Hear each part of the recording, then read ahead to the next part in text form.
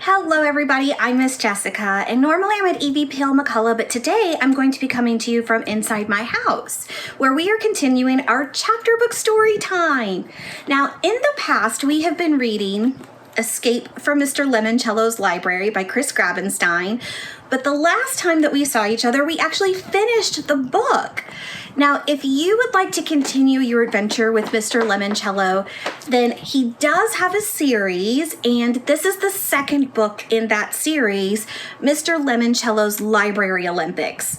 Now, he just had another book in this series come out just a few weeks ago, so these are still coming out. They are still amazing and wonderful. So if you enjoyed the first one, I highly encourage you to keep going with this series and go on to the second one. Now, we are going to be doing something a little bit different. We're still going to have an adventure together, but this one is going to be a little bit different. Now, this is one of my favorite all-time books, and when I thought of trying to find another story that had an amazing adventure in it, this was the first one that came to mind. So we are going to be reading 𝘏𝘏𝘏 by Louis Sachar. Now, this is one of my favorite books, and I'll actually show you. This is my original copy of the book that I have had for, I'm scared to say because then it shows you how old I am. I've had this book for about 20 years, actually probably more than that. And this came out about 20 years ago, and it actually won the Newbery Medal. You can see the medal right here on the cover, and then it's actually also on this cover as well. It's just really shiny, and that is given to the best children's literature that year. So this book is wonderful, and I will tell you that when I read a book that I really like, I tend to use these Post-it flags that you can see when I want to mark something that I really like or that I want to remember. And I actually keep a book journal that I write down everything that I read in, and any parts that I really liked, I'll also jot that down in my journal. So you can see I really liked this book, and there's lots of parts in it that I thought were really funny, or that I thought that that was just something that was really special and I wanted to remember it. So this is my old copy. So I did go out and purchase a new copy just because I wanted to keep my Post-it notes in there and I didn't want it to be too distracting.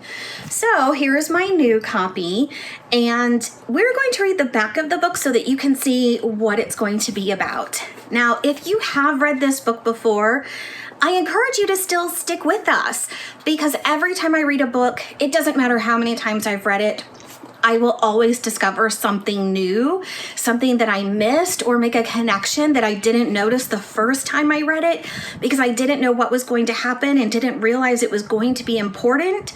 So I recommend that you stick with us even if you've read this book before, because it's an amazing book and we get to go on the adventure together. Okay, so here's what the back says. Stanley Yelnats is under a curse. A curse that began with his no good, dirty, rotten, pig-stealing great-great-grandfather, and has since followed generations of Yelnatses. Now Stanley has been unjustly sent to a boys' detention center, Camp Green Lake, where the boys build character by spending all day, every day, digging holes exactly 5 feet deep and 5 feet wide.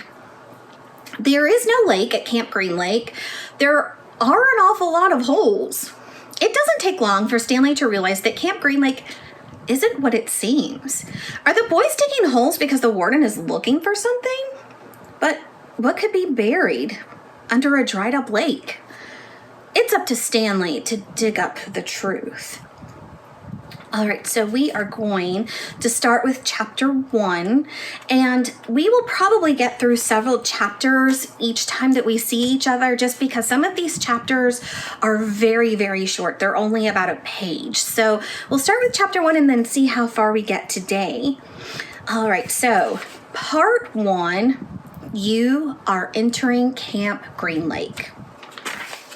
Chapter 1. There is no lake at Camp Green Lake. There once was a very large lake here, the largest lake in Texas. That was over 100 years ago. Now it's just a dry, flat wasteland. There used to be a town of Green Lake as well. The town shriveled up and dried up along with the lake and the people who lived there. During the summer, the daytime temperature hovers around 95 degrees in the shade. If you can find any shade, there's not much shade in a big dry lake. The only two trees are two old oaks on the eastern edge of the lake. A hammock is stretched between the two trees, and a log cabin stands behind that. The campers are forbidden to lie in the hammock. It belongs to the warden. The warden owns the shade. Out on the lake, the rattlesnakes and scorpions find shade under rocks and in the holes dug by the campers. Here's a good rule to remember about rattlesnakes and scorpions. If you don't bother them, they won't bother you. Usually. Being bitten by a scorpion or even a rattlesnake is not the worst thing that can happen to you. You won't die. Usually. Sometimes a camper will try to be bitten by a scorpion or even a small rattlesnake. Then he will get to spend a day or two recovering in his tent instead of having to dig a hole out on the lake. But you don't want to be bitten by a yellow spotted lizard. That's the worst thing that can happen to you. You will die a slow and painful death. Always. If you get bitten by a yellow spotted lizard, you might as well go into the shade of the oak trees and lie in the hammock. There's nothing anyone can do for you anymore. Chapter 2. The reader is probably asking, why would anyone go to Camp Green Lake? Most campers weren't given a choice. Camp Green Lake is a camp for bad boys. If you take a bad boy and make him dig a hole every day in the hot sun, it will turn him into a good boy. That is what some people thought. Stanley Yelnats was given a choice. The judge said, you may go to jail or you can go to Camp Green Lake. Stanley was from a poor family. He had never been to a camp before. Chapter 3. Stanley Yelnats was the only passenger on the bus, not counting the driver or the guard. The guard sat next to the driver with his seat turned around facing Stanley. A rifle lay across his lap. Stanley was sitting about 10 rows back, handcuffed to his armrest. His backpack lay on the seat next to him. It contained his toothbrush, toothpaste, and a box of stationery his mother had given him. He'd promised to write her at least once a week. He looked out the window. Although there wasn't much to see, mostly fields of hay and cotton, he was on a long bus ride to nowhere.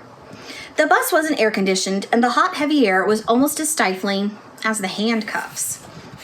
Stanley and his parents had tried to pretend that he was just going away to a camp for a while, just like the rich kids do. When Stanley was younger, he used to play with stuffed animals and pretend the animals were at camp. Camp fun and games, he called it. Sometimes he'd have them play soccer with a marble. Other times, they'd run an obstacle course or go bungee jumping off a table tied to broken rubber bands. Now Stanley tried to pretend he was going to camp fun and games. Maybe he'd make some friends, he thought. At least he'd get to swim in the lake. He didn't have any friends at home. He was overweight, and the kids at his middle school often teased him about his size. Even teachers sometimes made cruel comments without realizing it. On his last day of school, his math teacher, Mrs. Bell, taught ratios. As an example, she chose the heaviest kid in the class and the lightest kid in the class, and then had them weigh themselves. Stanley weighed 3 times as much as the other boy. Mrs. Bell wrote the ratio on the board, 3 to 1, unaware of how much embarrassment she had caused both of them. Stanley was arrested later that day. He looked at the guard who sat slumped in his seat and wondered if he'd fallen asleep. The guard was wearing sunglasses, so Stanley couldn't see his eyes. Stanley was not a bad kid. He was innocent of the crime for which he was convicted. He'd just been in the wrong place at the wrong time. It was all because of his no-good, dirty, rotten, pig-stealing great-great-grandfather. He smiled. It was a family joke. Whenever anything went wrong, they always blamed Stanley's no-good, dirty, rotten, pig-stealing great-great-grandfather. Supposedly, he had a great-great-grandfather who had stolen a pig from a one-legged gypsy, and she put a curse on him and all his descendants. Stanley and his parents didn't believe in curses, of course, but whenever anything went wrong, it felt good to blame someone. Things went wrong a lot. They were always seemed to be in the wrong place at the wrong time. He looked out the window at the vast emptiness. He watched the rise and fall of the telephone wire. In his mind, he could hear his father's gruff voice softly singing to him. If only, the woodpecker sighs, the bark on the tree was just a little bit softer, while the wolf waits below, hungry and lonely. He cries to the moon, if only, if only. It was a song his father used to sing to him. The melody was sweet and sad, but Stanley's favorite part was when his father would howl the word moon. The bus hit a small bump and the guard sat up, instantly alert. Stanley's father was an inventor. To be a successful inventor, you need 3 things: intelligence, perseverance, and just a little bit of luck. Stanley's father was smart and had a lot of perseverance. Once he started a project, he would work on it for years, often going days without sleep. He just never had any luck. Every time an experiment failed, Stanley could hear him cursing his dirty, rotten, pig-stealing great-grandfather. Stanley's father was also named Stanley Yelnats. Stanley's father's full name was Stanley Yelnats III. Our Stanley is Stanley Yelnats IV. Everyone in his family had always liked the fact that Stanley Yelnats was spelled the same frontward and backward. So they kept naming their son Stanley. Stanley was an only child, as was every other Stanley Yelnats before him. All of them had something else in common. Despite their awful luck, they always remained hopeful. As Stanley's father liked to say, I learned from failure. But perhaps that was part of the curse as well. If Stanley and his father weren't always hopeful, then it wouldn't hurt so much every time their hopes were crushed. Not every Stanley Yelnats has been a failure, Stanley's mother often pointed out whenever Stanley or his father became so discouraged that they actually started to believe in the curse. The first Stanley Yelnats, Stanley's great-grandfather, had made a fortune in the stock market. He couldn't have been too unlucky. At such times, she neglected to mention the bad luck that befell the first Stanley Yelnats. He lost his entire fortune when he was moving from New York to California. His stagecoach was robbed by the outlaw 𝘏𝘰𝘭𝘦𝘴. If it weren't for that, Stanley's family would now be living in a mansion on a beach in California. Instead, they were crammed into a tiny apartment that smelled of burning rubber and foot odor. If only. The apartment smelled that way, the way it did, because Stanley's father was trying to invent a way to recycle old sneakers. The first person who finds the use for old sneakers, he said, will be a very rich man. It was the latest project that led to Stanley's arrest. The bus ride became increasingly bumpy because the road was no longer paved. Actually, Stanley had been impressed when he first found out that his great-grandfather was robbed by 𝘏𝘰𝘭𝘦𝘴. True, he would have preferred living on the beach in California, but it was still kind of cool to have someone in the family robbed by a famous outlaw. 𝘏𝘰𝘭𝘦𝘴 didn't actually kiss Stanley's great-grandfather. That would have been really cool. But she only kissed the men she killed. Instead, she robbed him and left him stranded in the middle of the desert. He was lucky to have survived, Stanley's mother was quick to point out. The bus was slowing down. The guard grunted as he stretched out his arms. Welcome to Camp Green Lake, said the driver. Stanley looked out the dirty window. He couldn't see a lake. And hardly anything was green. Okay, we're going to stop there for today, and next time we'll pick up with chapter 4. I hope you enjoyed our first couple of chapters in our book Holes, and we'll see what happens with this adventure. Why does he have to dig holes? why is he going to a camp that's called Camp Green Lake but doesn't have a lake?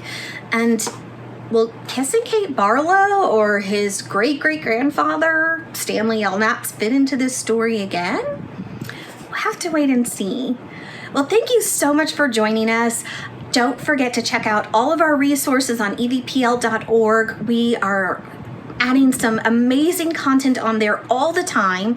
If you like and subscribe our YouTube channel, which is EVPL Library, then you can always be alerted to when we're adding new things on there. And thank you so much for joining us. I hope you are having a great time at home and also enjoying all of our resources. And I can't wait to see you again soon. Bye.